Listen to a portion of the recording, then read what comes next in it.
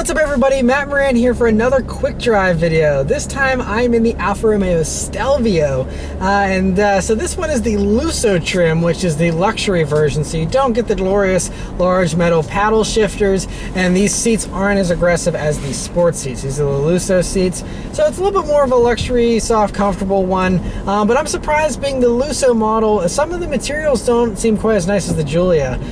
So, you know, you still have a lot of the same great elements of the Giulia, the same very similar steering wheel, which is nice and small, has a flat bottom and just feels really great. A perfect 93 grip, nice 10-2 notches, the same awesome gauges that I absolutely love, and you can hear more thoughts on that in the Giulia quick drive video. But like the top of the dashboard here is cheaper material, where that was like a nice leather-like material with stitching in the Giulia. This is just like plastic, black plastic, you know, like the tops of the doors is similar. Those are the only parts that are a little bit cheaper. Otherwise, though, it's still very nice. You have this wood grain trim that you actually feel the grain of the wood or whatever it is here, but it does feel really nice, like it's, you know, actual real wood. You know, you have all the nice switchgear you have in the Alphas that's unique. It's not like all the other FCA stuff, which I really happen to like.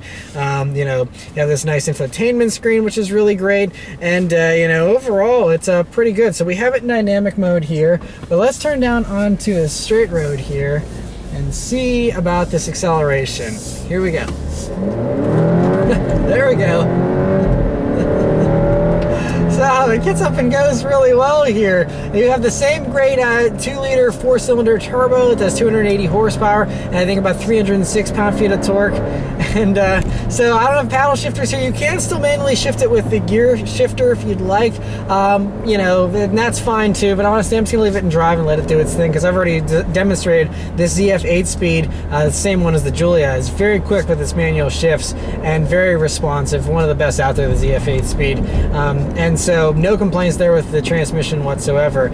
So the Stelvio, the difference is obviously this is the SUV. It's a little more practical with a hatchback, a little bit more interior space here. You're sitting up higher, of course. You know, overall though, so far it drives very similar to the Giulia, aside from, like I said, that higher seating position. But otherwise, it's a really nice thing to cruise in.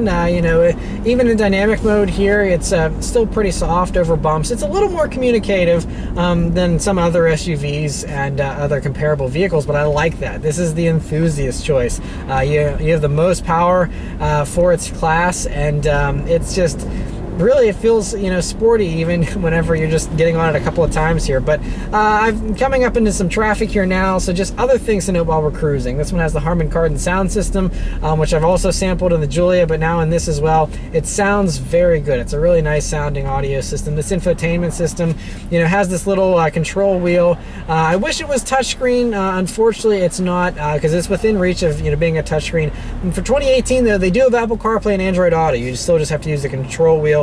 This also has a touchpad on top of it, so you could, you know, use that too if you'd like. But overall, you know, it's pretty nice. It's just nice and simple with the interior in these. You know, with everything is just a couple little knobs, couple buttons, and that's it.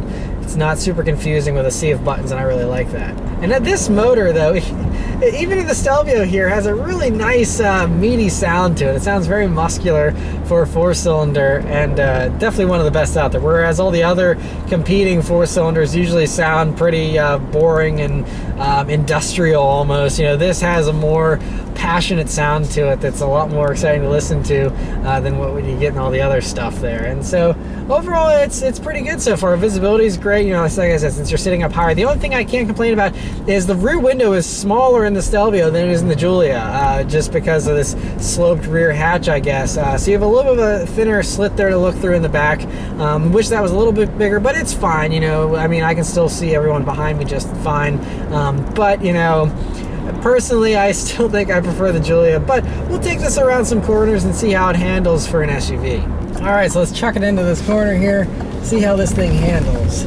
All right, so you got a little bit more heft up high, I can feel right off the bat over the Giulia. It's not quite as flat, but it does seem to handle pretty well, you know, especially given that it's an SUV. Of the taller sidewall tires, smaller wheels here in this Lusso trim, which I think also might account for the slight lower handling abilities, you know, as this doesn't have the Sport package. If it had the Sport, you know, TI package instead of the Lusso, it might, you know, handle a little bit better as well. But it still does feel actually very similar similar to the Giulia. It just feels like you're sitting up a little bit higher. You still have that same very connected feeling, you know, very quick steering still, although I don't know if it's quite as sharp as the Giulia as well, but very close. And you know, if you need the SUV practicality, I think this will still give you much of the same great magic that you get in the Giulia, just, you know, in a more practical package.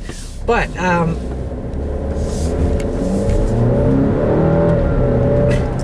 love that sound of this engine. Brakes also feel very good here.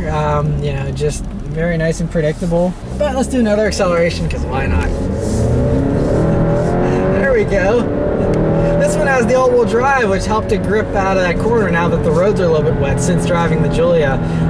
And so, because the Giulia that I drove was rear-wheel drive, this is all-wheel drive here for the Stelvio. All Stelvios are all-wheel drive, I believe, here, at least for the United States. And so it's really great, though, because you know, they have that all-weather confidence here. And but yeah, you can get the all-wheel drive in the Giulia as well if you do want, you know, the sure-footedness there of the all-wheel drive with the sedan. But yeah, I mean, I can't really say too much more about the Stelvio unless I have more time to drive it and take it on some better back roads. But overall, I mean, it's still, I'm not quite as smitten with this as I am with the Giulia, if I'm honest, but it still has a lot of potential. And compared to most of the other SUVs in this segment, I think this is clearly the sportiest of the bunch, and it looks great too. I don't think it looks quite as good as the Giulia. Once again, the Giulia is king to me, but I really like the looks of the Stelvio here, especially in the back. It looks really, really great. But in the front too, those LEDs coming at you, they just look really sharp. And this whole car, this Stelvio, is just really, really great. But anyway, let me know your thoughts on this Alfa Romeo Stelvio in the comments below. Thank you guys very much for watching, and I'll see you next time. Take care.